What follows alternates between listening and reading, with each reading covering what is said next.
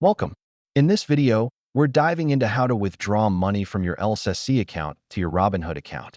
Let's get started.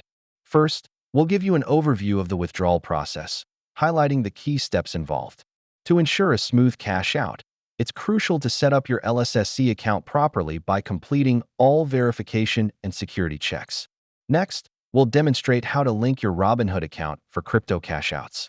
It's a simple yet vital step. Now, let's walk you through the step-by-step process of initiating a cash out from your LSSC. It's important to understand the transaction fees and processing times involved when withdrawing. Let's break them down. Every process has its hiccups. Here are some common issues you might face during the withdrawal, along with troubleshooting tips. Once you've initiated the cash out, you can verify the transfer by checking your Robinhood account balance. After your withdrawal, it's essential to practice good security habits to safeguard your investments. In conclusion, withdrawing from LSSC to Robinhood can be straightforward if you follow these steps. Thank you for joining us.